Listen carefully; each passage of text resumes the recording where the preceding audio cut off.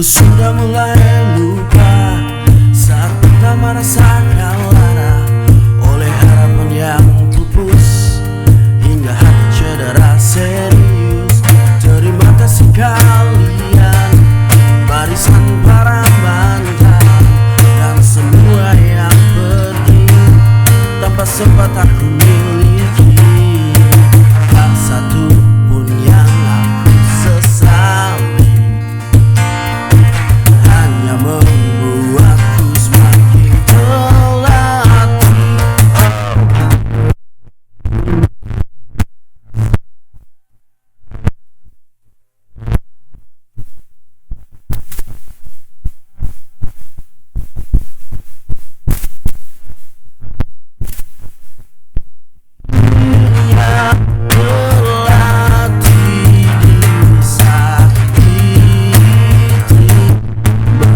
Sebelah tangan sudah biasa ditinggal tanpa alasan, sudah biasa terluka itu pasti. Tapi aku tetap bernyanyi.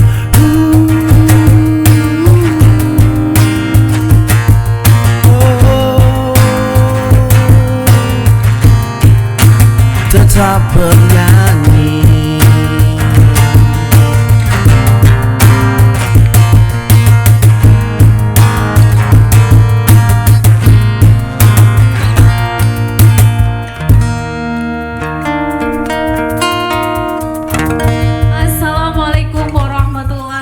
Wabarakatuh. Waalaikumsalam warahmatullah. Apa kabar sobat proaktif semuanya yang ada di Bontang, ada di Samarinda dan juga di Tenggarong ya. Kita kan Kalimantan Timur nih sekarang.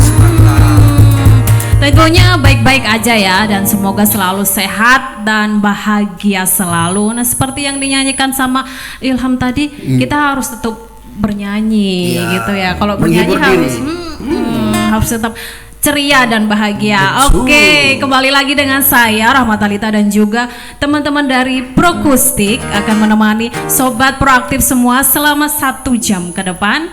Kita akan membahas apa ya ini ya? Episode kali ini apa ya? Kayaknya berkaitan dengan healing. Kita healing karena kita akan bahas tentang pariwisata yang ada di Bontang.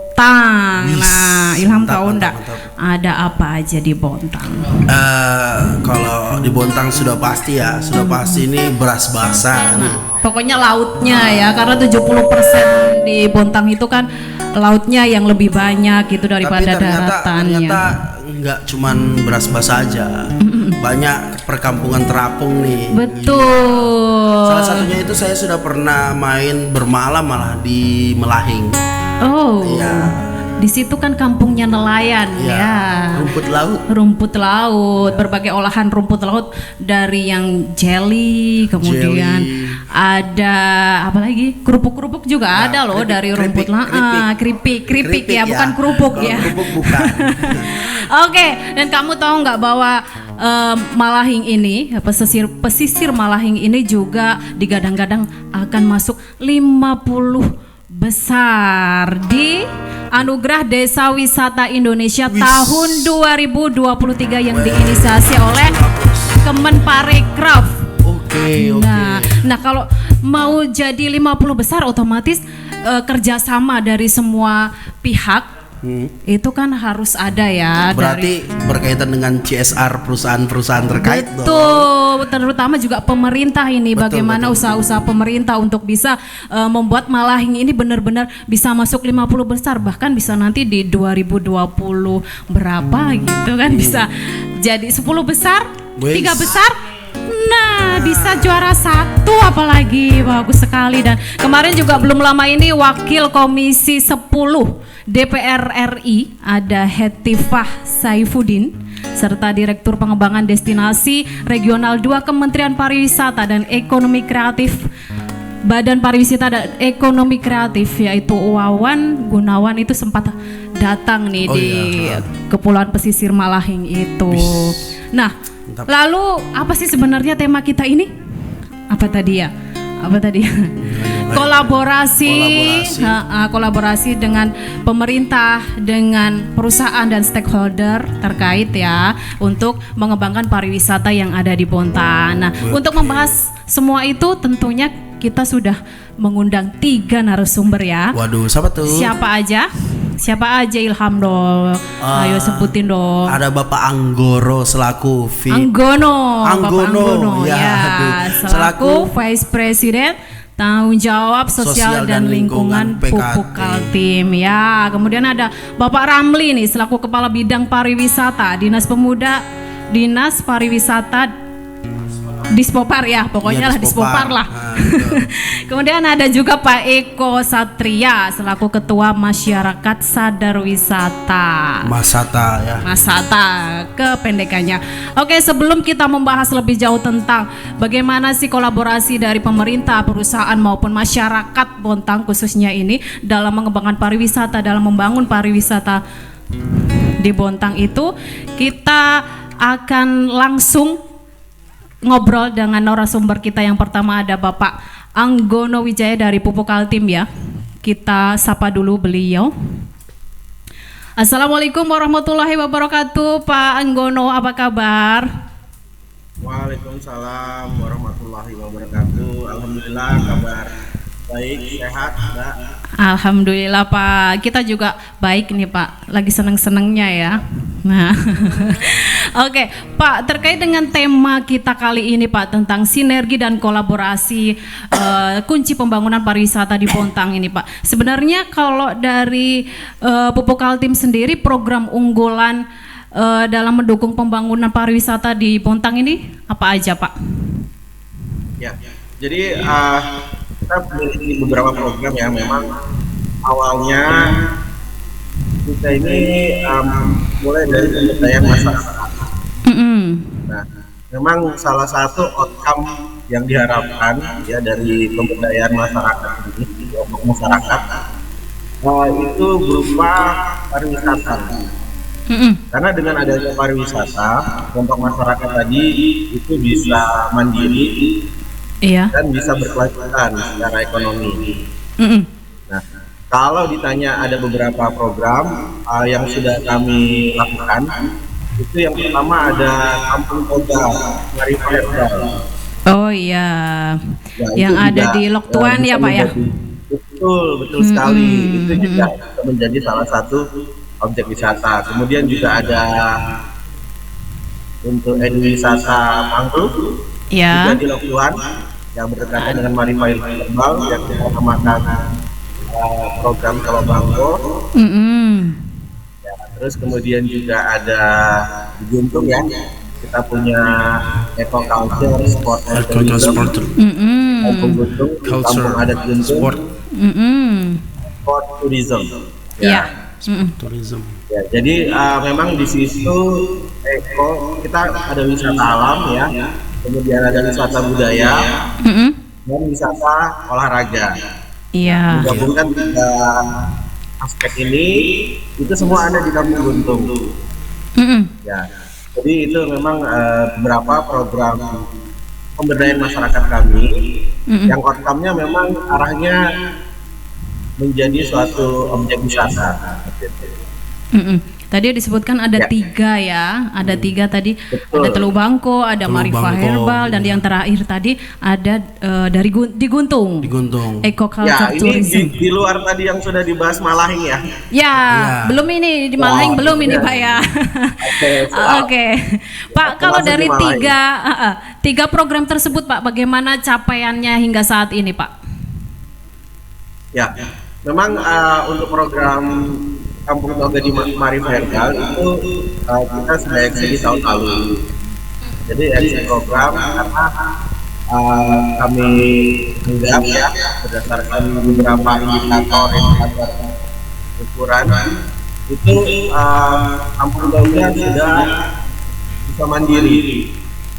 Ya, dengan menghasilkan beberapa produk yang menjadi produk unggulan dari Marifah Herbal.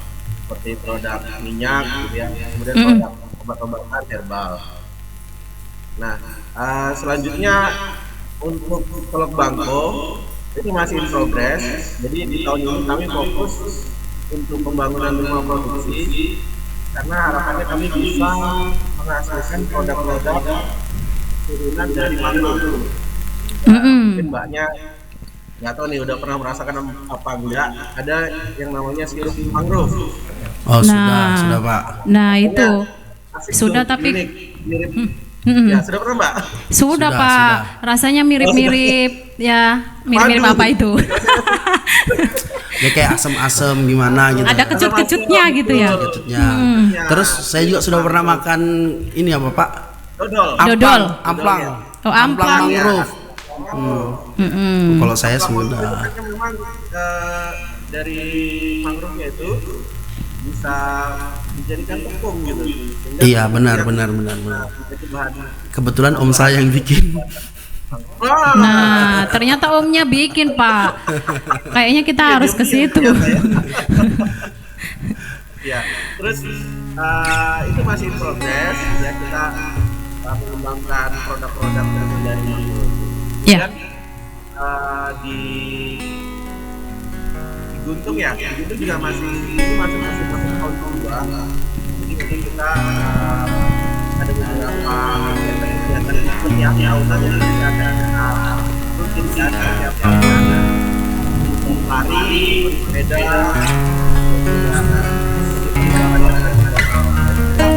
lomba-lomba budaya ya, lomba tari, dan beberapa kegiatan budaya lainnya. Nah, itu mungkin beberapa posisi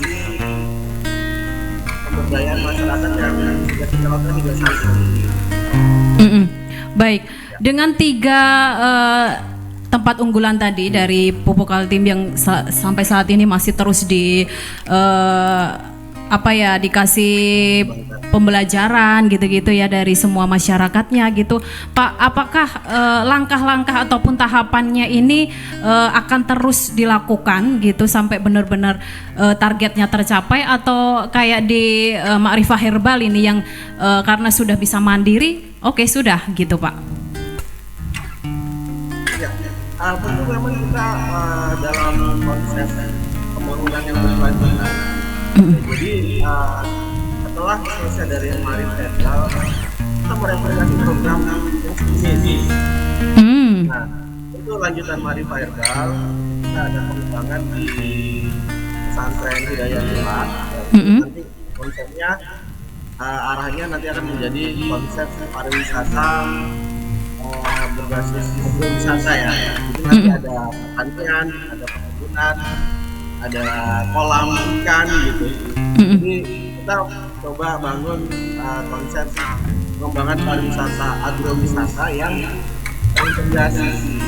Jadi ada peternakan, perikanan, pertanian. Itu di pesantren Hidayatullah, di yang di dekatnya ya, Selamat Datang Kota Bogor. Oh iya Pak. Oh iya. Sebelah kiri dari sini. Yang masuk itu ya, Ya, masuk ke dalam. Ya. Nah, itu kita replikasi dari Ma'rifah Herbal. Nah, Ma'rifah Herbal sendiri itu sebelumnya itu replikasi dari program Pinjam Herbal yang ada di Guntung ya, Pak ya.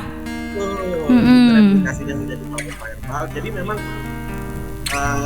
kita setelah selesai masa pembinaan ya pemberdayaan, nanti kita coba kembangkan di lokasi lain. Jadi terus berkembang. Terus ada anak-anaknya gitu ya. Betul. Seperti itu ya Pak Anggono ya. Oke, Ilham mau tanya? Oke Pak, untuk tahun ini sektor pariwisata unggulan apa yang ditargetkan TJSL PKT bisa tercapai atau rampung Pak? Maksudnya untuk tahun ini apakah ada tempat pariwisata yang baru yang akan dibantu lagi, akan dibina lagi, atau ada yang sudah mau rampung? Ya, prinsipnya pada tahun ini kami sebenarnya fokus di Malahi karena kami kemarin juga di-certify, kita didaftarkan oleh dari Kota. Kita Malahi bisa masuk sampai 100 besar tujuan desa wisata di Indonesia. Iya. Dari sekitar 1.600 desa wisata, Malahing bisa tembus menjadi 100 desa wisata. Nah, sebenarnya Malahing sendiri untuk roadmap pemberdayaan kami itu sudah eksis di tahun kemarin, tahun 2021. Namun melihat potensinya ini cukup besar ya, dan kita ingin mengembangkan pariwisata di sana, maka tahun ini kami coba melakukan yang masih Oh, di Malahing itu sempat close gitu ya Pak ya maksudnya? ya sudah close. Artinya kalau sudah exit itu sebenarnya bukannya kita udah lepas tangan gitu ya, maksudnya sudah selesai, tapi tetap kita akan monitor perkembangannya dan tetap akan kami bina seperti itu ya. Dan tapi memang kita sebenarnya beralih fokus ke program lain. Ya, jadi karena kita kan konsepnya berkelanjutan, seperti saya sampaikan tadi, ada replikasi, ada pengembangan di wilayah lain dengan kelompok masyarakat yang baru. Iya. Nah itu, tapi tetap kami monitor, makanya ketika kemarin masuk 100 besar, ini akhirnya tahun ini coba kita fokuskan Malahing supaya tahun 2023 ya, kita daftarkan itu bisa masuk 50 besar. Salah satu benefit 50 besar itu akan dikunjungi oleh Menparekraf ya, Sandiaga Uno.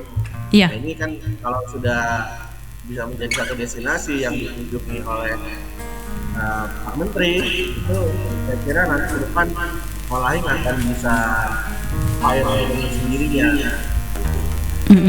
Baik, kalau Malahing sendiri direncanakan akan bisa masuk 50 besar Pak. Kemudian dari perusahaan sendiri rencananya mau seperti apa ini Pak untuk mengembangkan Malahing? Ya, jadi untuk di Malahing sendiri, kemarin kami sudah lakukan identifikasi ya, ada beberapa pengembangan yang kita lakukan. Nah, seperti kemarin di Malahing kita sudah membangun satu cottage. Ya, kalau memang mau dikembangkan menjadi wisata yang lebih besar, kita butuh satu cottage lagi. Nah, nanti kami akan bangun satu cottage yang bernuansa tradisional dengan atap nikah. Kita akan bangun, terus kemudian kita akan memperbanyak homestay. Jadi rumah-rumah warga yang satu itu ada 2 rumah. Tahun ini coba kita tambah 3 lagi, sehingga nanti ada 5 rumah dari warga yang isinya sudah beruntung untuk juga dari kampung di luar Malahing. Selain itu kami coba membangun SDM ya, SDM dari Malahing juga bisa mengelola Malahing ini dengan baik, dan konsep pengelolaan pariwisatanya sudah bisa berjalan mandiri. Pak, kalau melihat di Malahing sendiri kan lebih ke rumput lautnya tadi ya, seperti Ilham bilang. Apakah nanti juga akan dikembangkan dari sektor rumput lautnya juga Pak? Karena kan sudah dari bangunannya sudah ya untuk nanti cottage-nya untuk para tamu yang datang jadi bisa menginap di situ. Kemudian untuk dari oleh-olehnya mungkin Pak di situ? Ya betul Mbak. Jadi memang untuk pengembangan produk-produk di Malahing itu pengembangan Malahing kita sudah mulai dari 2012 selama 5 tahun sampai dengan tahun 2021 kemarin. Ya.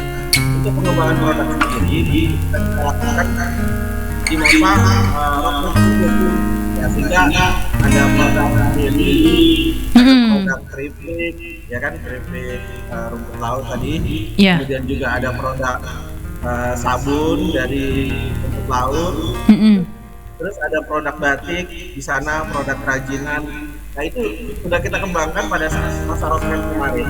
Sehingga saat ini produk tersebut, termasuk produk oleh-oleh itu sudah tersedia semua di Malahing, dan bisa mendukung konsep pariwisata yang akan kita kembangkan di tahun ini.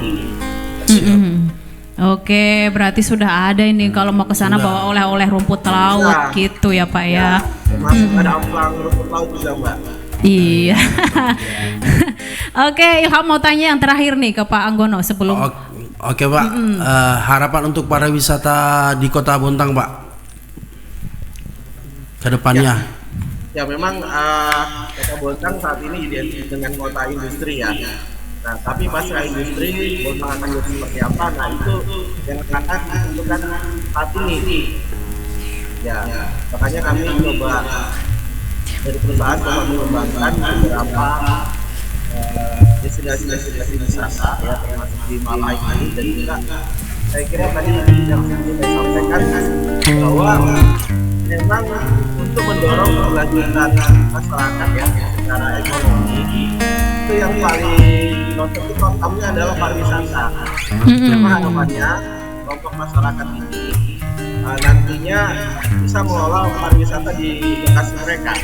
Iya. Ya, harapan saya dari program-program pemberdayaan masyarakat yang dilakukan oleh Kaltim atau program Community Development (Komdep) itu nantinya bisa terintegrasi. Iya. Sehingga tadi yang saya sebutkan ada Kampung Toga, ada Guntung, ada Teluk Bangko, ada Malahing. Ini bisa mendukung pariwisata Bontang di tahun depan gitu ya, tahun selanjutnya gitu. Kalau ini, kan mungkin kalau Mbak atau Masnya pernah berkunjung di beberapa destinasi wisata, memang di satu kota itu bukan hanya di satu titik ya wisatanya, tapi Betul. Iya. Ketika ini kita bisa connectingkan ya, dan bisa kita integrasikan, saya kira ini sesuatu aset yang luar biasa ya Bontang untuk pariwisata bisa berkembang lebih maju lagi di depan. Betul, masyarakatnya harus ikut berpartisipasi begitu Pak ya. Nanti perusahaan sudah gencar memberikan berbagai macam program bantuan gitu, tapi masyarakatnya loyo, ya pariwisatanya enggak jalan. Mudah-mudahan enggak ya. Benar.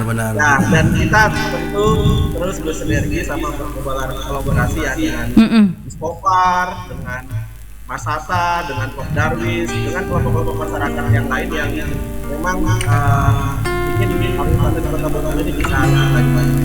Amin. Sama kita juga bisa Pak. Sama kita juga bisa. Nanti yang bagian nyanyi-nyanyi di situ Pak. Bisa nih, nah atraksi atau ekonomi kreatifnya kan belum ada nih. Betul. Panggil aja nanti Ilham Pak kesana Pak ya, mau di mana? Di Guntung loh ada. Oke, terima kasih. Iya betul Pak. Terima kasih Pak Anggono sudah gabung sama kita di Proaktif. Selamat melanjutkan aktivitasnya kembali Pak.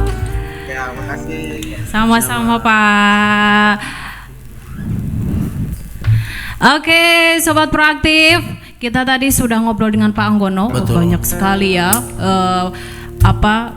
peran dari perusahaan untuk pariwisata di Bontang, macam-macam lagi tadi programnya macam-macam lah. Oke, semoga apa yang jadi harapan perusahaan bisa tercapai dan pemerintah pun bisa mendukung, masyarakat mendukung. Seperti itu ya. Oke, sebelum kita ke narasumber selanjutnya, saya mau mengingatkan kepada Sobat Proaktif semua bahwa selalu pantengin terus Proaktif dan juga Instagram PKTV. Iya. Di mana? PKTV Kaltim _ID ya. Nanti ada pertanyaan-pertanyaan seputar episode kita ya. Episode kita bahas apa itu dia nanti pertanyaannya. Oke, sebelum kita ke narasumber kedua, kita nikmati dulu perform dari Prokustik.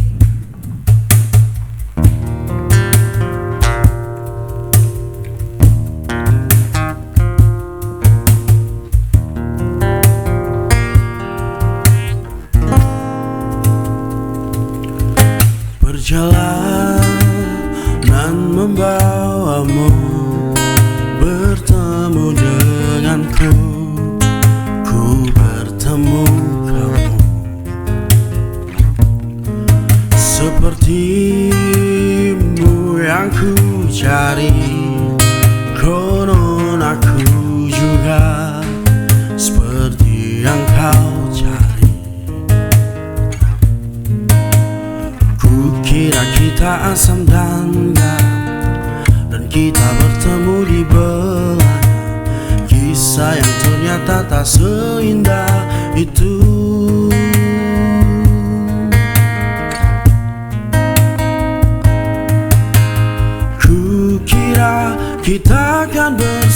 bersama. Begitu banyak yang sama, latarmu dan latarku. Kukira takkan ada kendala, kukira ini kan mudah, kamu aku jadi kita. Kasih sayangmu membekas, redam kini sudah pijar istimewa. Entah apa maksudnya tentang ujung cerita kita tak bersama. Semoga rindu ini menghilang, konon katanya waktu sementara. Akankah ada lagi yang sepertimu?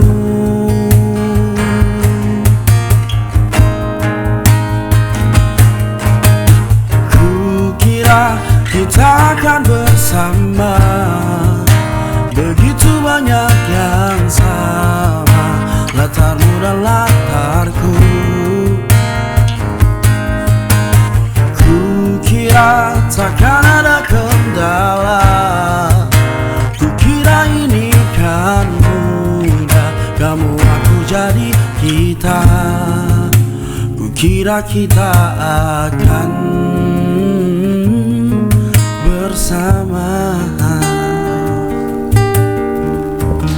Oke. Di jalan. Hati-hati di jalan. Kita akan terus bersama karena belum 1 jam. Oh iya, ya betul, kan? betul. Masih ada narasumber yang lainnya. Masih ada 2 lagi nih. Nah, yang Betul. narasumber kedua ini kita akan terhubung dengan Kepala Bidang Pariwisata Dispopar, ada Bapak Ramli. Kita sapa dulu beliau. Halo, assalamualaikum Pak Ramli. Waalaikumsalam Mbak Alita ya. Iya Pak, Mbak Rahmat Alita Pak. Pak, topinya ini waduh bikin saya gimana gitu. Ini perlu saya jelaskan sebelum masuk ke. Oh iya, nanti dijelaskan itu Pak. Siapa tahu nanti bagi-bagi juga ini buat teman-teman Prokustik Pak. Oke, biar kawan-kawan Prokustik tahu bahwa sekarang saya lagi Dispopar itu lagi Iya. mengadakan sayembara batik dan udang. Jadi nanti hasil dari sayembara itu batiknya maupun udangnya akan digunakan seluruh pegawai yang ada di Bontang, pegawai pemerintah, Iya. maupun perbankan. Oh gitu. Bahkan kita himbau juga kepada seluruh pegawai untuk menggunakan udang. Oh gitu Pak. Iya iya. Sayembaranya umum Pak. Umum ya, ini sudah masuk di seleksi 5 besar. Waduh, lambat kita berarti. Aduh, lolos enggak ya? Ilham ini nggak pernah lewat depan Ramayana, kita pasang loh spanduknya di situ. Saya lihat Pak. Cuman agak kabur Pak. Lebih baik saya ngeliat ke depan daripada saya ngeliat ke sana Pak. Nanti nabrak. Nah, bahaya. Dia terbang Pak, dia terbang. Oke, Pak Ramli, apa kabar tadi, baik ya?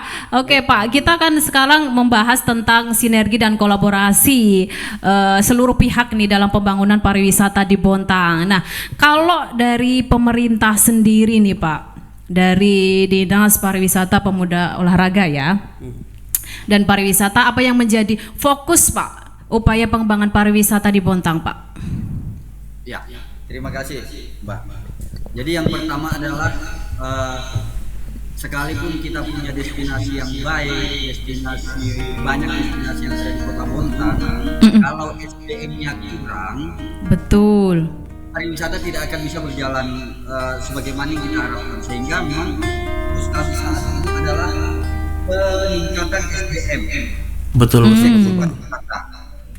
Nah, kita barusan menyelesaikan mendatangkan tingkat para pelaku pariwisata taruh di kelompok yang lain, tapi di lingkungan TNS juga, ASN juga berjalan. Kita ingin bahwa setiap PPD itu punya agenda. sehingga kita memang fokus ke peningkatan SDM dulu. Baik, kalau dari setiap OPD itu punya agen pariwisata Pak, apakah dari bentuk yang memang besar atau yang hanya kecil aja bisa dijadikan pariwisata gitu maunya dari Dispopar Pak? Ya, jadi kita mau semua OPD itu berbicara tentang pariwisata. Kalau mereka menerima tamu, karena ini dalam bentuk promosi wisata kan, jadi kalau saya bertambah destinasi itu promosi wisata. Betul Pak. Ada orang berkunjung kemari. Iya, kita sudah punya tempat. Iya. Setiap OPD itu berbicara terkait dengan pariwisata. Kemudian kita minta semua OPD mempunyai destinasi wisata. Oh, mempunyai destinasi wisata. Jadi jangan berpikir destinasi wisata itu OPD harus bikin seperti beras basah. Iya. Enggak. Jadi destinasi adalah salah satu tempat yang bisa dikunjungi oleh orang. Iya. Itu contoh, misalnya PKT itu bisa bikin foto booth atau tempat-tempat menarik untuk berfoto, itu salah satu destinasi. Gor PKT itu udah destinasi kan? Iya. Ini orang banyak. Oh, seperti itu. Kemudian kalau berharap dari setiap OPD ini Pak, sementara beberapa OPD kan juga jadi satu nih di gedung dinas nih Pak ya. Itu seperti apa Pak? Apakah ya seperti yang disebutkan Pak Ramli tadi, ya bikinlah satu lokasi kecil untuk foto booth gitu atau seperti apa Pak? Kan kita punya taman apa hijau terbuka itu. Mereka bisa membuat di situ. Di daerah gitu. Lestari ada. Apa bisa yang kita sudah jadikan daerah terbuka hijau. Oh gitu ya. Yang penting juga promosinya ya, promosinya betul. Setiap OPD itu mempromosikan setiap pariwisata yang ada di Bontang seperti itu, paling minimal gitu Pak ya. Ya. Oke, Ilham mau tanya?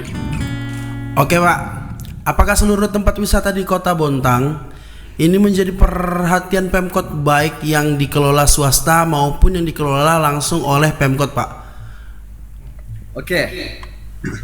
Pada prinsip semua destinasi wisata itu jadi perhatian kita. Kalau dia di milik swasta, itu kita masuk dalam pembinaan SDM-nya. Betul. Kita latih, kita berikan pelatihan. Kalau untuk pembangunan tidak bisa masuk. Tapi dalam peningkatan SDM di swasta itu bisa.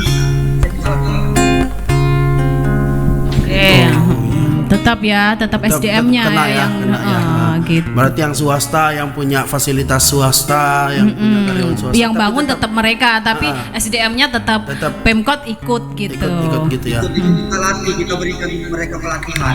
Kita ikutkan pelatihan kita.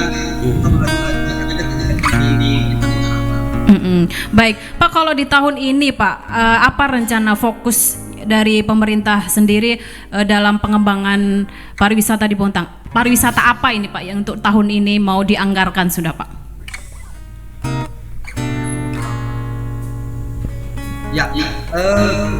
Tahun ini adalah kita fokus di pertama pengembangan SDM, kemudian pemeliharaan tempat-tempat wisata yang dikelola oleh pemerintah. Pemeliharaan dan pengembangan. Contoh memang kita dengan apa namanya di tempat wisata itu memang kita menarik turisme. Rencana kita percantik dulu destinasi baru kita tarik destinasi mungkin di Mangrove kan ada di Banten itu kita mau di Berbas ya Pak? Ya, di Berbas pantai itu kita mau buatkan railing, kita buatkan parkola, kita kasih bagus sehingga menarik dikunjungi. Betul Pak, betul Pak. Nah, sama dengan di Beras Basah itu kan memang kita masih menunggu regulasi, ada regulasi yang masih tidak. Mudah-mudahan kalau ini mengembangkan rencananya mau diapain ini Pak Beras Basah Pak?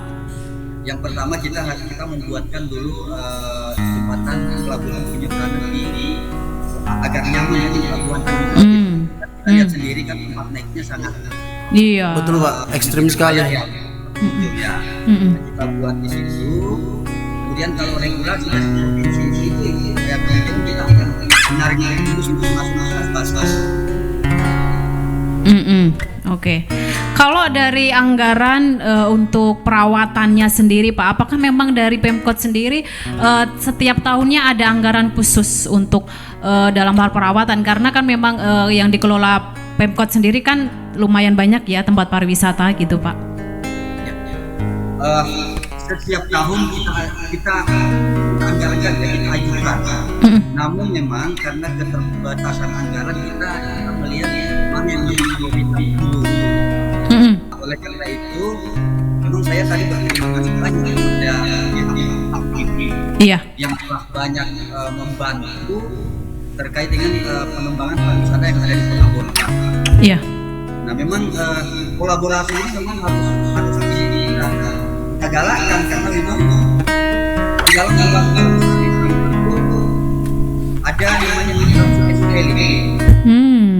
Nah, pernah dengar Mbak atraksi pentahelik itu?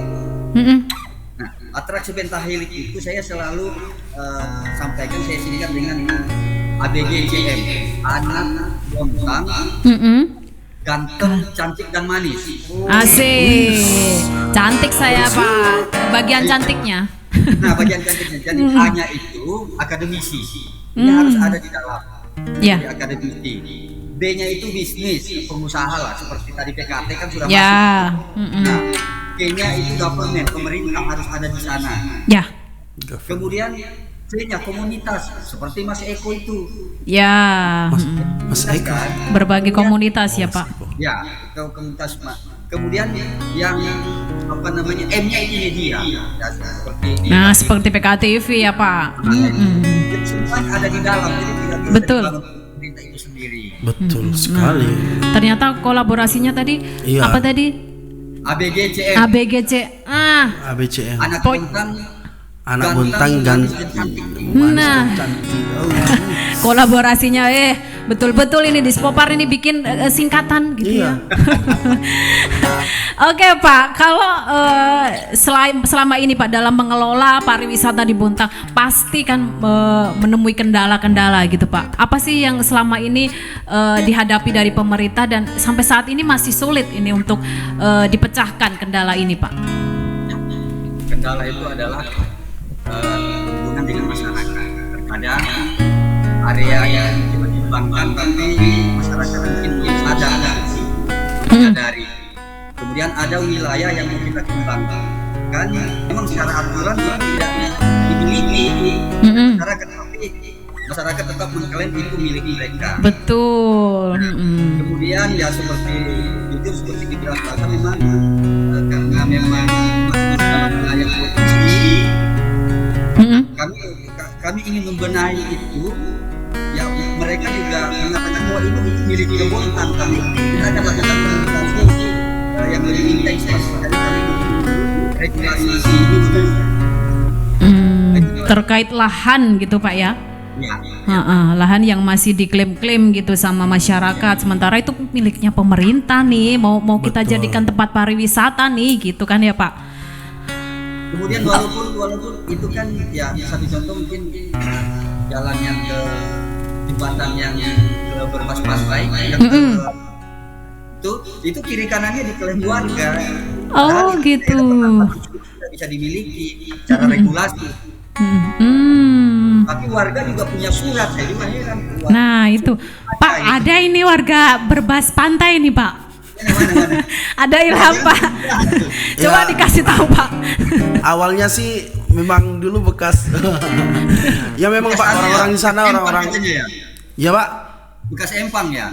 Ya bekas empang dulu di situ, bisa dibilang dulu daerah situ Prakla yang kebakar dulu Pak. Jadi dulu situ pemukiman lokalisasi yang sekarang pindah sebelah kanan itu dulu di situ terbakar. Jadi orang-orang sudah punya tanah di situ sudah dari tahun berapa ya? Nah kan orang berbas pantai nih Pak. Nah jadi mereka mengklaim itu dan saya tahu juga kok cerita-cerita di situ Pak. Memang susah Pak. Oke, tapi nanti pasti bisa ya. Nanti bisa diberi kesadaran oleh Betul, masyarakat betul. itu. Oke, Ilham tanya yang terakhir dong. Oke Pak, Bagaimana Pemkot merespon Kampung Pesisir Melahing yang digadang-gadang masuk 50 besar Anugerah Desa Wisata Indonesia di 2023 mendatang, Pak? Apakah harus oke kita bikin event di sana? Kita tunggu sekali. Gimana, Pak? Ya, terima kasih Mas Ilham. Ini saya tantang yang anak muda untuk bikin event di sana ini. Bisa. Tapi Makanya tadi saya bilang bahwa pariwisata itu kan tidak bisa dibangun oleh pemerintah itu sendiri, kolaborasi. betul. Kita kolaborasi, komunitas boleh, kemudian perusahaan boleh. Di Malahi memang kami berterima kasih dengan consulting yang begitu terkait dengan desa Malahi itu orang itu tahun-tahunan bisa besar. Nah, kenapa kemarin ketika wakil ketua komisi 10 Ibu Hanifah itu mau bikin acara di Bontang kayak gini karena hadir juga adalah ada salah satu direktur destinasi yang hadir pada saat itu. Oleh karena itu kita mau tunjukin ini loh yang tahun ini desa wisata yang tahun ini masuk 100 besar supaya mereka tahu. Nah, yang membahagiakan buat saya mungkin perlu juga dengarkan bahwa sebenarnya desa Malahi lebih layak masuk 50 besar daripada yang sudah masuk yang sekarang ini. Desa-desa yang lain itu ya, Pak ya? Ya, dibanding desa-desa yang lain. Nah, cuma mungkin apa publikasi atau promosinya kita yang Masih kurang. Kemudian perlu saya sampaikan untuk menuju ke 50 besar, insya Allah tahun ini kan salah satu persyaratan harus ada air bersih.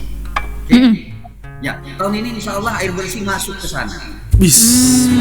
Kalau air bersih masuk ke sana, jadi barang itu. Kenapa? Kebutuhan utama itu air bersih sebenarnya. Iya, betul. Karena kita mau mandi, mau buang air, mau apa segala macam. Kalau listrik kita masih bisa pakai lilin, masih bisa kan? Masih bisa di sana kan? Ya. Nah, tapi air bersih yang paling penting. Kemudian Malahi itu sangat bisa masuk ke 50 besar. Kenapa saya bilang? Di sana kita aksesibilitasnya gampang. Dari Tanjung Laut bisa, dari Bontang Kuala bisa, dari Lokuan bisa, dari Tanjung Limo bisa. Ya. Oke. Kemudian atraksinya itu sudah sangat menjual sekali. Di sana kalau kita orang di atas jembatan itu aja bisa melihat ada bintang laut, ada apa namanya, ada babi, ada atraksi yang ada di sana. Dan tak kalah kulinernya. Ya. Kemarin itu Pak Direktur bilang dia udah keliling di Indonesia, makan memakai sate seafood itu enak banget yang di Malahi. Sate kerang ya. Koros, Pak. Ya. Situlah pokoknya. Apa gitu. Orang sana bilang barongan. Burungan, Pak, burungan. Burungan, Pak. Burungan. Burungnya. Burungnya. Burungan. Ya. Amenitasnya udah lengkap. Betul. Ada homestay, ada kutek, restorannya ada. Fasilitas itu ada. Yang belum panggung show-nya, Pak.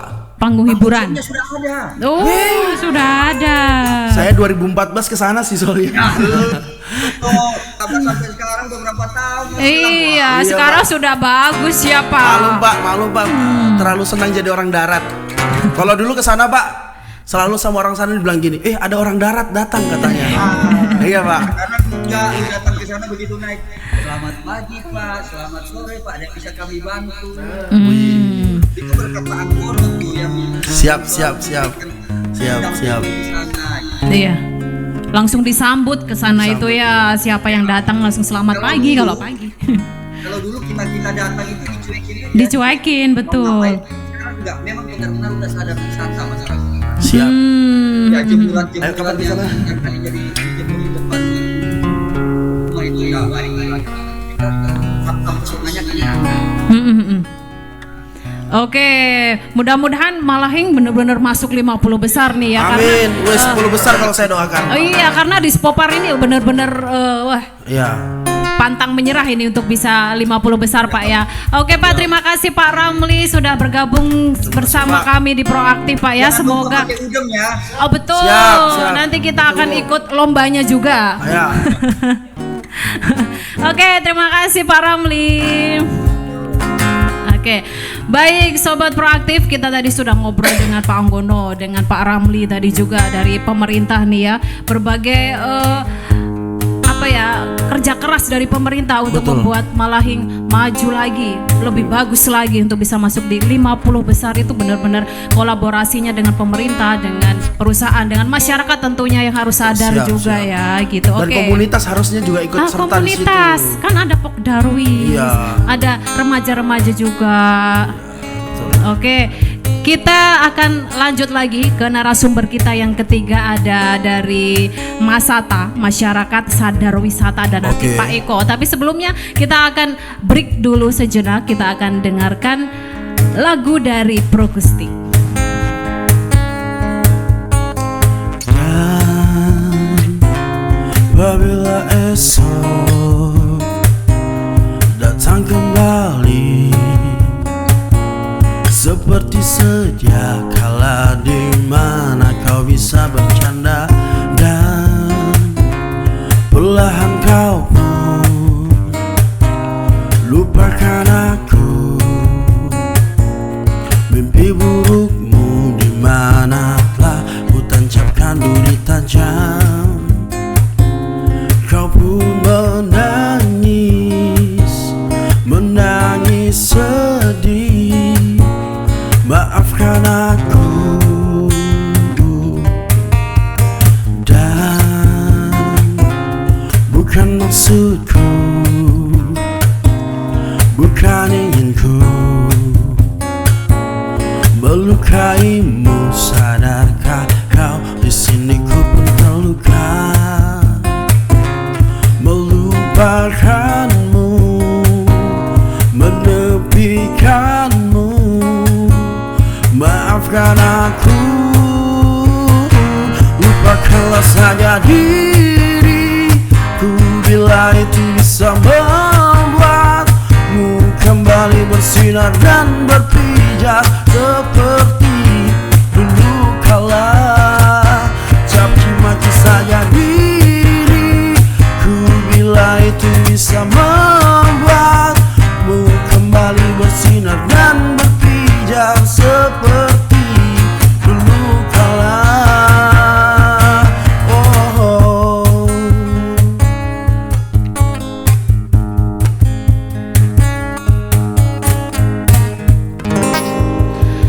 Oke, Sobat Proaktif, kita kembali lagi. Kita akan ke narasumber ketiga tadi seperti yang saya janjikan, ada Pak Eko Satria dari Masyarakat Sadar Wisata. Beliau ini Masata. ketuanya ya. Kita sapa dulu beliau bagaimana wisata di Bontang di bawah ke pemimpinan dia. Betul. Kan ketua nih ya. Oke, kita sapa dulu Pak Eko Satria. Apa kabar Pak? Assalamualaikum.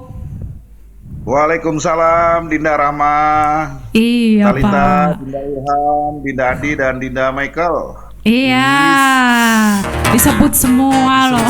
Wah, barusan loh ini narasumber sebut kita semua.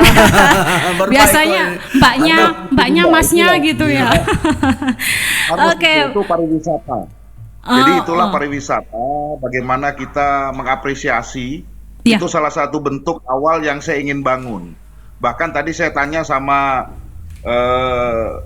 manajemen PKTV, siapa nama-nama pemain musiknya, saya bilang. Wih, mantap Pak Eko. Itu salah satu bentuk apresiasi kepada Dinda Ilham, Dinda Adi, dan Dinda Michael yang sudah mengatraksikan suatu aksi pariwisata. Siap. Siap mendukung pokoknya. Siap, Iya. Dinda Ilham. Oke, Pak Eko selaku Ketua Ya. Masyarakat Sadar Wisata nih Pak, Bapak gimana sih melihat pariwisata di Bontang ini? Apakah masih begini-begini aja atau sudah bagus nih, perlu kita kembangkan aja sedikit gitu. Oke, Dinda Rahma, Talita, dan semuanya teman-teman. Jadi pariwisata itu buka, di mana di dalamnya itu ada ekonomi kreatif, ada UMKM, ada pariwisata itu banyak sektor, ada non-label sektor, termasuk musik yang diadakan oleh Dinda Ilham. Iya betul. Ya. Dan Dinda Rahma sebagai presenter itu bagian daripada pariwisata. Betul. Karena mengatraksikan suatu aksi media. Iya. Jadi media itu bagian daripada pariwisata, Dinda. Ya. Nah, sehingga apapun yang menjadi perilaku kita, tingkah laku kita itu sebisa mungkin Bontang itu membawa misi pariwisata.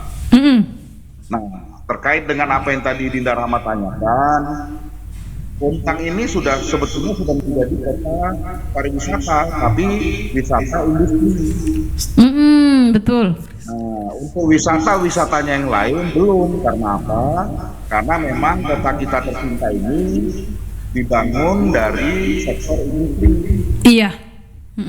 Nah, sehingga dengan adanya sektor industri itu akan membawa efek bagaimana kita bisa mengembangkan sektor-sektor pariwisata yang lain, misalnya wisata alam, wisata buatan, seperti tadi yang dibilang oleh Mas Bono dari KJSL Kalti yang disampaikan oleh Kabid Pariwisata Kandarambi tadi, itu adalah pengembangan daripada bagaimana kita membangun kota Bontang ini berbasis industri dengan mengembangkan pariwisatanya. Iya. Sehingga apa? Sebenarnya ke depan nanti diharapkan Bontang pasca ini akan menjadi negara pariwisata. Untuk saat ini tentunya kita masih banyak pembenahan. Kita masih banyak perlu optimalisasi. Jadi kalau desa-desa wisata atau kampung-kampung yang belum optimal kita optimalkan. Tapi kampung-kampung itu sudah menjadi kampung pariwisata. Misalnya kampung Bontang Kuala, sebagai kampung budaya. Ada kampung adat, kampung Guntung. Ada namanya kampung sadar lingkungan, Mas Darti. Ya. Kemudian ada namanya rumah adat Toraja di Kanaan. Ya. Ada yang namanya rumah adat Dayak di belakang Bandarka. Kemudian kita punya Taman Adira. Nah, itu semua menjadi ruang-ruang potensi untuk kita kembangkan menjadi itu namanya daya destinasi tujuan wisata. Nah, sekarang kalau Dinda Rahma tadi menanyakan seperti itu, bagaimana langkah-langkah kita mengoptimalkan ruang-ruang yang sudah ada itu, yang sudah berpotensi itu menjadi lebih baik lagi. Nah, itulah yang harus kita lakukan. Oke, itu menjadi PR-nya Mas Sata ini ya, dengan banyaknya ruang pariwisata yang ada di Bontang. Seperti itu, Pak Eko ya. Ya, insya Allah Dinda Rahma. Jadi Dinda Ilham, Dinda Adi, dan Dinda Miko tentu Mas Sata tidak bisa sendiri. Itu bantuan adik-adikku semua seperti Sarana, Dinda Ilham, Dinda Adi, Dinda Miko. Butuh Kopdarus, butuh PHRI, butuh pupuk kalsium, butuh komponen, butuh media, butuh akademisi, kemudian juga butuh pegiat pelaku pariwisata UMKM, ekonomi kreatif. Jadi itu banyak yang harus kita coba. Nah, bagaimana kita bisa melakukan itu? Tentunya dalam hal ini pemerintah Kota Bontang punya sarana untuk bisa mengkolaborasikan dan menjadikan komponen-komponen itu di dalam. Baik. Ya. Sejauh ini Pak sebagai Ketua Masata, bagaimana Pak Eko ini merangkul masyarakat, merangkul semua yang disebutkan sama Pak Eko tadi, biar bisa satu tujuan ini untuk membangun pariwisata di Bontang ini Pak. Karena kan memang tidak semua masyarakat itu sadar wisata itu Betul, tadi ya Pak, Pak ya. betul. Seperti apa Pak? Ya tentunya Mas Hatta mendorong kepada pemerintah. Yang pertama mendorong ke pemerintah untuk bisa pemerintah kita ini kan sudah punya perda, peraturan daerah nomor 12 tahun 2020. Jadi perda itu tentang RIPDA, rencana untuk pembangunan pariwisata daerah. Nah, perda ini kan harus dilaksanakan oleh pemerintah. Betul. Nah, sehingga pemerintah tidak punya payung hukum untuk bagaimana mengkolaborasikan, merangkul, mengotori untuk bagaimana komponen-komponen ini bisa berkolaborasi dan bersinergi. Jadi posisinya Mas Hatta dalam hal ini mungkin mendorong untuk itu bisa segera direalisasikan dan seperti Dinda Rahma tadi sampaikan. Jadi ya mau tidak mau ya pemerintah harus menjadi motor utama untuk bisa seluruh komponen ini bergerak bersama, bekerja sama-sama, bekerja bersama. Tapi kalau dari Mas Hatta sendiri pengennya pemerintah itu gimana sih Pak? Kalau Mas Hatta tentunya Mas Hatta ini kan mitra daripada pemerintah.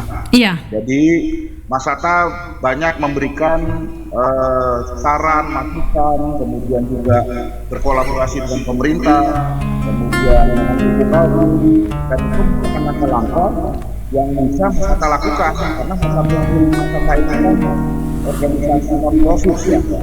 Jadi dia organisasi sosial kemasyarakatan yang bergerak di bidang pariwisata, sehingga pada waktu Mas Hatta melakukan langkah-langkah progresif, proaktif, tentunya ini diharapkan akan menimbulkan efek kepada yang lain. Itu yang dilakukan Mas Hatta. Oke. Kalau seperti itu bisa saya bilang bahwa Mas Hatta ini akan bergerak jika pemerintah ada rencana mungkin bikin kegiatan apa untuk pariwisata seperti itu kah Pak? Atau memang Mas Hattanya sendiri punya rencana dan itu akan dilaporkan ke pemerintah dan ya sudah bergerak gitu Pak? Ya tentunya di Rahma Mas Hatta ini kita di pariwisata itu kan harus banyak berkreasi, harus banyak berinovasi, beradaptasi sehingga dia tidak bisa potensi menunggu.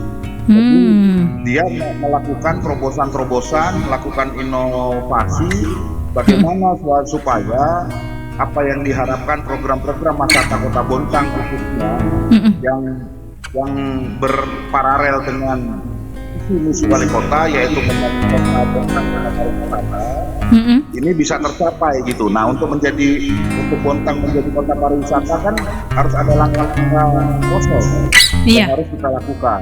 Nah kalau kita misalnya sudah punya visi Bontang kota pariwisata tapi tidak ada langkah-langkah menuju ke sana, betul. Tentunya juga omong kosong aja kan? Iya. Betul Pak, betul. Ya. Jadi seperti misalnya ruang di Ilham dan kawan-kawan itu harus disiapkan oleh pemerintah, harus disiapkan oleh penelpon, oleh wisata, oleh akademisi, oleh media, sehingga apa? Sehingga nantinya potensi bakat Ilham dan kawan-kawan di musik itu bisa terekspor, bisa tergali, bisa dikembangkan, kemudian bisa diatraksikan atau ditunjukkan. Betul. Nah, jadi Mas Hatta itu punya program 3E namanya juga. Eksplorasi atau menggali potensi, kemudian ekspos itu mempromosikan. Iya. Nah, setelah dipromosikan dia baru dieksebisikan, dipertunjukkan atau diatraksikan. Nah, itulah pariwisata. Nah, mudah-mudahan nanti Mas Hatta tidak hanya bicara pariwisata, karena di dalam pariwisata juga ada ekonomi UMKM dan lain-lain. Oke, baik. Pak sejauh ini Pak Eko, Mas Hatta ini sendiri apa sih yang sudah dilakukan untuk pariwisata di Bontang, Pak? Sejak dibentuk hingga sekarang. Oke, jadi Mas Hatta alhamdulillah di Indonesia itu pada waktu Bali pertama kali mengalami masa pandemi. Jadi dibentuk secara nasional, Masata ini baru dibentuk di Bali. Itu sekitar awal tahun 2020. Kemudian Baru 2 tahunan berarti ya Pak? Timur, iya, di Kalimantan Timur itu dilantik Masatanya untuk tingkatan provinsi Kaltim itu di bulan akhir 2020. Kemudian saya di Bontang itu sekitar akhir 2021. Sehingga progres perjalanan yang sudah dilakukan Mas Asa, tentunya kami sudah mengajukan beberapa program kepada pemerintah, kepada Pupuk Kaltim dan mitra-mitra kerja yang lain. Dan salah satu yang menjadi unggulan Mas Asa adalah koordinasi kehadiran Ibu Etiva. Jadi kehadiran Ibu Etiva ke Bontang itu tidak lepas dari perjuangan Mas Ata ya Pak. Iya, dan komunikasi Mas Ata dengan Kemenparekraf juga ini karena Mas Ata pusat dan daerah itu mitra-kerja dari Kementerian Pariwisata Ekonomi Kreatif, Dinas Pariwisata Provinsi Kaltim dan Dinas Pemuda Olahraga dan Wisata Bontang. Ini semua merupakan kerjasama yang didasari oleh Mas Ata. Jadi kebetulan saya dengan Bu Etiva sudah kenal baik, saya berkomunikasi, saya mengirimkan video-video potensi Bontang, potensi yang kemarin Carla datang, artis. Kebetulan saya mendampingi Amel Carla. Mas Ata waktu Amel Carla ke Bontang, saya tunjukkan kirim-kirimnya, kemudian video Brian mesra yang dari teman-teman ekonomi kreatif Kota Bontang Tama Musus. Itu saya kirimkan juga ke Bu Etiva. Jadi komunikasi bagaimana saya mempromosikan Bontang sehingga Bu Etiva akhirnya konsen untuk bisa datang ke Bontang. Jadi tidak ujuk-ujuk juga. Iya, dikira kita langsung datang aja mereka Pak karena memang kunjungan gitu. Jadi segala sesuatu itu, apalagi seorang pejabat, iya betul. Pasti ada dasar alasannya, pasti ada tujuannya. Kebetulan Malahing untuk masuk 100 besar, dan saya arahkan untuk Malahing ini bagaimana bisa masuk 50 besar, sehingga Malahingnya yang menjadi tujuan Kementerian Pariwisata dan Ekonomi Kreatif juga Ibu Etiva Saifudian. Itu berarti ya baru tahu kita ternyata yang berperan Mas Ata ini. Betul. Terima kasih Pak. Terima kasih Pak. Saya jadi pengen ikut jadi anggota Mas Ata ini. Biar Pak, lebih dari Berbas Pantai Pak minta direkrut. Kalau Dinda Ilham, Dinda Rahma, Dinda Michael, Dinda Adi mau gabung Mas Ata, ayo kita sama-sama. Mas Ata untuk siapa saja. Oke, baik. Terakhir nih, Ilham bisa bertanya ke Pak Iko nih. Kanda Eko. Iya, sudah. Yes, Kanda. Bagaimana menarik wisata untuk bisa berkunjung ke Kota Bontang dengan segala kekayaan pariwisata di Kota Bontang? Saya sedikit ada hal yang saya unek-unekan ya.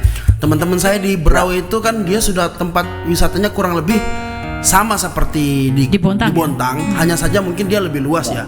Lautnya. Ada bukan hanya lautnya, ada kayak ada keratonnya apa segala. Pariwisatanya lebih banyak. Ada pariwisata kebudayaannya. Kita juga punya. Bener kan? Iya, di Kota. Ada pariwisata kelautannya kita juga punya. Bener kan? Cuman mungkin yang kita nggak punya ini gini. Di Kepulauan Derawan sana itu ada pulau namanya Maratua. Terus di setiap tahunnya itu ada namanya Maratua Jazz. Nah, saya itu dari 2015 itu sudah pernah pengen bikin di Beras Basa itu ada event musik yang tahunan yang kita selalu bisa memanggil orang untuk datang ke sana. Apakah itu genre musiknya reggae kah atau apakah? Yang penting dia itu kayak, ada festival musik ini di kota ini, di pulau ini, asik tuh gini-gini. Karena Maratua Jazz itu sampai Australia, sampai luar negeri datang semua ke sana. Maratua Jazz. Ya, itu yang saya sebenarnya kayak gimana ya? Ilham itu mau ya? nyanyi Pak, intinya Bukan, Pak. bukan juga kan. bukan gitu juga. Gitu, Kanda, gimana itu Kanda? Oke Dinda, jadi berau itu yang pertama dia sudah lebih dulu daripada kita. Betul. Harus kita akui dia lebih dulu dan dia diberikan anugerah alam Betul. kelebihannya. Ya. Kemudian pemerintah berau juga menyadari bahwa selain potensi alam dia punya potensi pariwisata. Nah, pemerintah Kota Bontang atau kota kita sendiri itu baru sekarang konsen untuk memikirkan Pariwisata. potensi pariwisata. Betul. Sehingga kita di Ndaku harus menyiapkan infrastruktur dulu. Betul. Misalnya tadi Kanda Rambu sudah menyampaikan air bersih di tempat wisata itu harus dijamin. Betul. Kemudian listrik Ya. harus bisa disiapkan dan Dermaga. sarana yang lain. Dermaga dan lain-lain, kapal juga dan lain-lain. Sehingga Ya. menurut Kanda Eko Dindaku, kita mulai sekarang harus mulai bertahap membangun kekurangan infrastruktur baru kita menyiapkan kebudayaan. Kalau nanti beras basah sudah ada listriknya, powernya, kemudian sudah ada yang bersihnya, kita bisa menggunakan beras basah juga. Ini sudah jadi programnya kalau Pak memang- Eko nih. Siap mendukung. Nah, Tapi kalau memang belum ada di sana disiapkan di Daku, jangan pesimis. ya. Betul. Kita sudah siapkan program yang namanya Harmony in Mangrove Jazz Festival. Wih, di Jadi di Berbaska ini Pak, di Berbas pantai kah ini? nah, nanti tempatnya kita cari yang view-nya paling bagus. Oh. Soalnya kita banyak mangrove kok. Iya. Bebas, kita banyak Bebas. mangrove. Iya. Ya, kita banyak mangrove. Bisa Dinda. pindah-pindah. Itulah Yang penting view-nya mangrove ya Pak. Iya, dia di kawasan mangrove, harus di kawasan wisata mangrove. Ya. Bermain musiknya di situ, kemudian kita dengan harmoni atau dengan suasana mangrove. Harus kita wujudkan karena ini inovasi yang belum pernah dilakukan di daerah lain mungkin kan gitu. Betul, Ya, betul. Sehingga kalau memang kita sudah menyiapkan diri, pernah dengar Sabta Pesona kan? Ya. Pernah. Masuk Sabta Pesona gitu Pak ya. Ya, Sabta Pesona itu paling tidak menjadi modal dasar kita untuk bisa menjadi insan pariwisata. Ya. Jadi yang pertama kita harus menjamin Kota Bontang aman dulu juga. Ya, betul. Kemudian kota kita tertib. Kemudian kota kita bersih. Nah, ini Ya. kita sudah dapat semua kan. Kota kita kota terbersih loh di Asia. Iya, betul. Nah, kemudian apalagi masih baru 3 kan? Iya. Kemudian ada yang namanya sejuk, ya kan? Sejuk Ada yang sudah kan, namanya Pak? Indah, ada yang namanya ramah, dan yang terakhir adalah kenangan. Makanya harus dua meninggalkan Sabta Pesona. kenangan. Iya, harus menjadi kenangan. Betul. Mudah-mudahan Masa dengan- kopi aja Pak yang kenangan? Ya. Masa kopi aja yang kenangan, kota juga harus kenangan dong. Dengan Dinda Rahmatalita, dengan Dinda Ilham, dengan Dinda Ya. Michael, Dinda Adi, kita akan menjadi motor-motor Sabta Pesona. Siap. Ya, amin. Siap. Siap kita Pak. Siap mendukung Sabta Pesona di Bontang. Ya, kan? Oke, baik Pak Eko sudah bergabung sama kami ya. Terima kasih Pak Eko. Semoga apa yang menjadi tujuan dari Mas Hatta bisa terwujud di Bontang, dan Pak Eko sebagai Ya, ketua. terima kasih Dinda Ilham, Ya. Dinda Adi, Dinda Michael, Dinda Rahmatalita, makasih. Ya, terima kasih Pak. Selamat melanjutkan aktivitasnya kembali. Oke. Baik Sobat Proaktif, kita sudah ngobrol sama 3 narasumber kita. Tentunya kita sebagai masyarakat juga, masyarakat kecil di Bontang ini harus Betul. juga mendukung ya apa yang menjadi program-program pemerintah maupun kolaborasi dari perusahaan dan juga dari organisasi seperti Mas Ya. Hatta Pak Eko tadi ya. Komunitas. Karena kita baru tahu loh ternyata ada pejabat besar ke Bontang itu Mas Ya, Hatta karena Mas Hatta, juga gitu loh, nggak sembarangan mau datang ke Bontang karena pejabat tinggi. Betul, gitu. betul. Oke, Ternyata Sobat Proaktif kita sudah di ujung acara ya. Sudah 1 jam nih kita bahas pariwisata, ternyata ndak ada habisnya. 1 jam aja ndak cukup. Ini tema yang paling saya senang sih. Senangi ya, karena memang pariwisata di Bontang. Iya, Wih. karena itulah. Karena kita Traveling. pengen healing. Oh, Pengen healing. Semuanya pengen healing di tempat-tempat. Jangan sampai kita keluar Bontang padahal di Bontang banyak Iya. sekali. Masalahnya kalau healing keluar Bontang, uangnya Duitnya. hilang. Kalau healingnya di Bontang, uangnya tetap, malah tambah cuan. Oke, namun sebelumnya saya tetap mau mengingatkan Sobat Proaktif semua untuk terus pantengin Proaktif dan juga Instagram PKTV ya, di mana Ilham BKTV Kaltim underscore ID.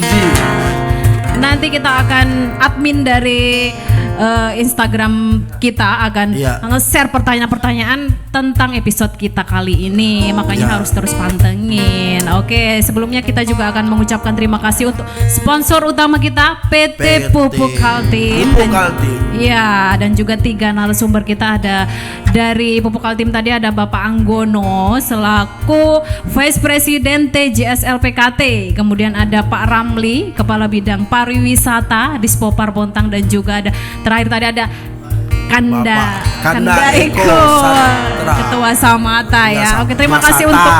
untuk Mas Hatta, Ketua Mas. Samata. Oke, kita ucapkan terima kasih untuk seluruh pendukung acara. Siap. Ya, kita akan bertemu lagi di Proaktif episode selanjutnya. Sampai Sampai jumpa. jumpa PKTV Receh benar.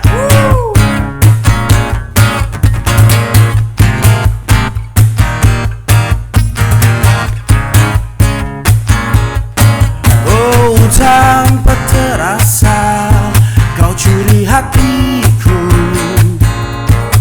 dengan berbeda caramu menaklukkan hati kecilku. Berjuta rayuan yang pernah ku rasa, namun tak pernah tersentuh. Tak ada yang mengesankanku, tapi semua berbeda saat kau ada di sini, mempesonakan aku selalu. Everybody sing it.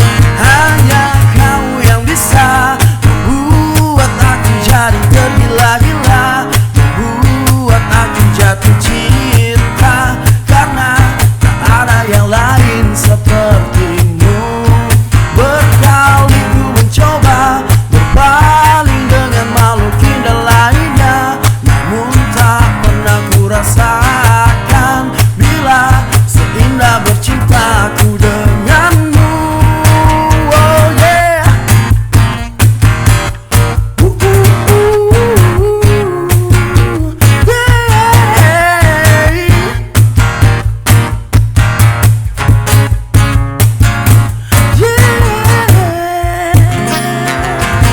Terima kasih Sobat Proaktif semua.